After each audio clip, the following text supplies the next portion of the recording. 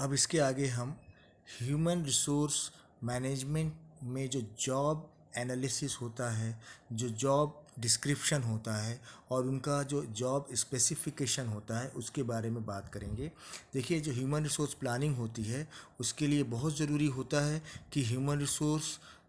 में उसका job analysis बराबर हो, उसका डिस्क्रिप्शन हो और स्पेसिफिकेशन के हिसाब से काम हो। तो इसके लिए बहुत ज़रूरी होता है कि जो एचआर मैनेजमेंट होता है उसमें जो वर्क होता है, जो जॉब रिलेटेड होता है और जो उसके अप्रोच होते हैं टू अंडरस्टैंड द जॉब, उसके बारे में बहुत सिस्टमेटिकली समझा जाए और उसके आधार पर काम किया जाए। अब ये वर्क क्या होता है? It is an effort directed towards producing or accomplishing results। ये एक ऐसा काम होता है जिसके आधार पर जो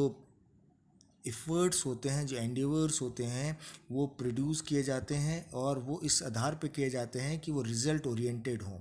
और उसके आधार पर वो वर्क फिक्स किया जाता है। जॉब क्या होता है? ये job it is a grouping of task, duties and responsibilities that constitute the total work assignment of an employee. इसमें एक टास्क, एक ड्यूटीज़, एक रिस्पॉन्सिबिलिटी असाइन की जाती है एम्प्लॉय को ताकि वो अपने जो रिस्पॉन्सिबिलिटीज़ उसको दी गई है उसको वो सिस्टमेटिक तरीके से फुलफ़िल करे और उसको वो आगे बढ़ाए। ना केवल ये, इससे रिलेटेड जो अप्रोच होते हैं उस अप्रोच को हम बहुत ध्यान में रखते हैं, जिसमें कि जो जॉब होता है उसको समझना बहुत ज़रूरी होता है। जैसे कि जो वर्क फ्लो एनालिसिस होता है, जो वर्क फ्लो एनालिसिस होता है एक बहुत इंपॉर्टेंट रोल प्ले करता है किसी भी एचआर मैनेजमेंट में, जॉब एनालिसिस में, जिसमें कि किस प्रकार का जॉब होगा, उस जॉब से क्या रिजल्ट्स आएंगे, वो जॉब का जो रिज़ल्ट है वो कितना ऑब्जेक्टिव को फुलफ़िल करेगा, इसको ध्यान में रखा जाता है और इसके आधार पर री इंजीनियरिंग की जाती है, जॉब को डिज़ाइन किया जाता है और उस डिज़ाइंड जॉब में एनालिसिस करते हुए फिर उसको हम जॉब डिस्क्रिप्शन के आधार पर जॉब स्पेसिफाई करते हैं कि वो किस लेवल पर कितना हम फोकस वे में काम कर सकें, जिससे कि वो एचआर जॉब एनालिसिस और जॉब डिस्क्रिप्शन को मैनेज लेवल पर काम कर सके।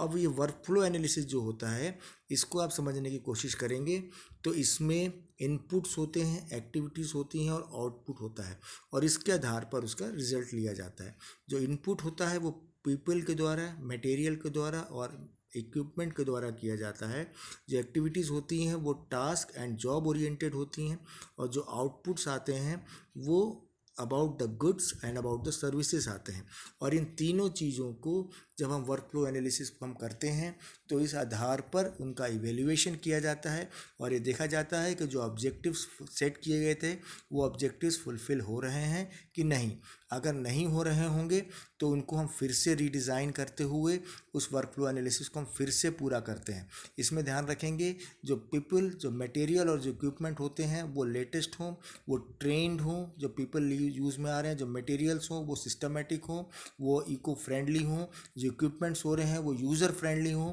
उसमें किसी प्रकार का कोई समस्या ना आए ताकि वो जब उनका उपयोग किया जाए तो बहुत अच्छे से वो काम कर सके। जो एक्टिविटीज़ दी जा रही हैं और जॉब रिस्पॉन्सिबिलिटीज़ जो दी जा रही हैं वो एक्टिविटीज़ पूरी तरह से फुलफ़िल हो रही हैं कि नहीं, इस बात को ध्यान में रखते हुए देन अकॉर्डिंगली उसके जो रिजल्ट्स आते हैं उसको हम ध्यान में रखते हैं और उन सब का इवेल्युएशन एक वर्क फ्लो एनालिसिस को फुलफ़िल करता है। अब जो जॉब डिज़ाइन होती है, इस जॉब डिज़ाइन भी एक बहुत इंपॉर्टेंट रोल प्ले करती है। इस जॉब डिज़ाइन में जो टास्क होता है उसको ऑर्गेनाइज़ किया जाता है, जो ड्यूटीज़ और जो रिस्पॉन्सिबिलिटीज़ होती है उनको हम गैदर करते हैं और उसके आधार पर हम जॉब डिज़ाइन को फुलफ़िल करते हैं, जिसमें कि job performance, job satisfaction and physical and mental health को ध्यान में रखा जाता है। ये जॉब डिज़ाइन इस प्रकार की होती है कि जो जॉब परफॉर्मेंस जिससे हमको काम करवाना है उसका परफॉर्मेंस किस स्तर पर आने वाला है,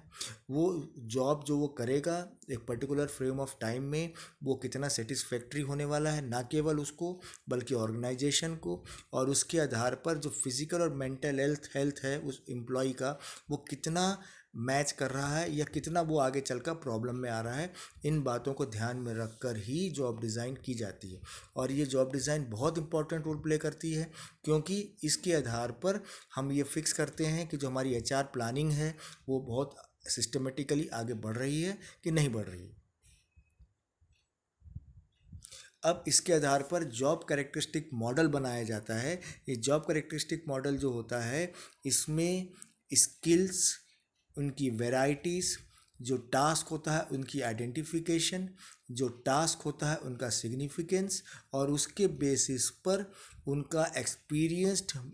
मीनिंगफुलनेस पूरा होना चाहिए। और उसके आधार पर उसकी ऑटोनॉमी, उनकी रिस्पॉन्सिबिलिटीज़, और उसके आधार पर फाइनली फीडबैक लिया जाता है कि उस व्यक्ति का जो भी काम हम उसको दिए जा रहा है वो काम वो सिस्टमेटिकली कर रहा है कि नहीं, वो व्यक्ति स्किल्ड लेवल पर काम हो रहा है कि नहीं, उसकी जॉब आइडेंटिफिकेशन सही है कि नहीं, जॉब का जो इम्पोर्टेंस है उसको समझ में आ रहा है कि नहीं। और इसके आधार पर उसकी जो साइकोलॉजिकल स्टेट्स होती हैं, जिसमें कि उसकी एक्सपीरियंस समरी होती है, उसकी मीनिंगफुलनेस एटीट्यूड होता है, उसका एप्टीट्यूड होता है, ये सब चीज़ों को ध्यान में रखकर फिर हम उसकी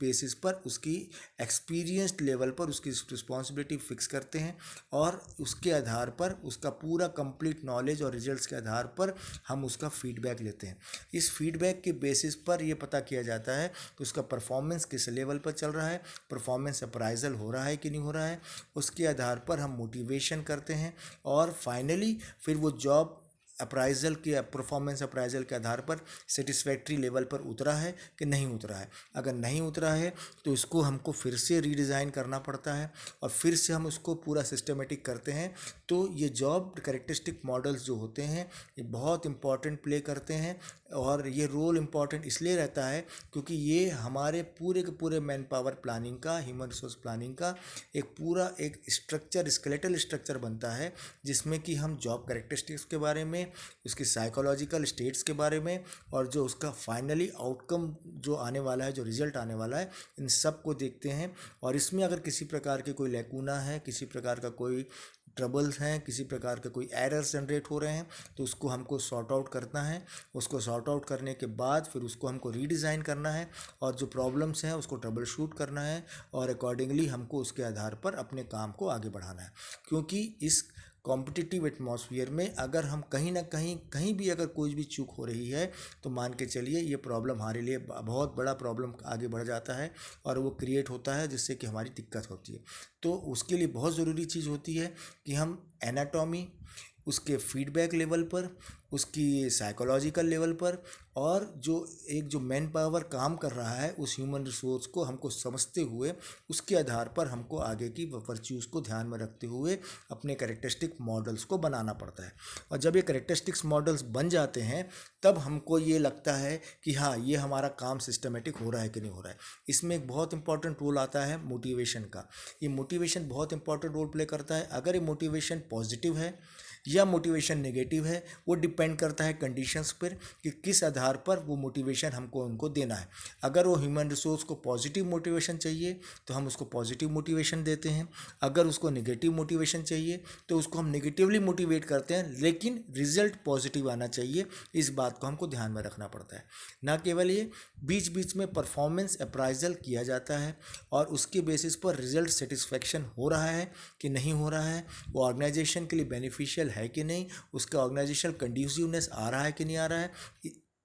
इन सब बातों को ध्यान में रखकर पूरा का पूरा जॉब कैरेक्टरिस्टिक मॉडल को तैयार किया जाता है। और ये पूरा का पूरा मॉडल जब तैयार हो जाता है तब हम उस पर्टिकुलर लेवल पर, उस मॉडल के आधार पर हमारी जो मैन पावर प्लानिंग है उसको हम एग्जीक्यूट लेवल पर लाते हैं और वो आगे बढ़ाते हैं। तो मुझे ऐसा लगता है कि अगर ये जॉब कैरेक्टरिस्टिक मॉडल सही डिज़ाइन हुआ है और उसके आधार पर अगर उसका परफॉर्मेंस अच्छा चल रहा है, तो आप मान के चलें कि आने वाले समय में ये एक हमारी ऑर्गेनाइजेशन की एचआर प्लानिंग का एक बहुत इंपॉर्टेंट रोल ये प्ले करेगा। Thank you.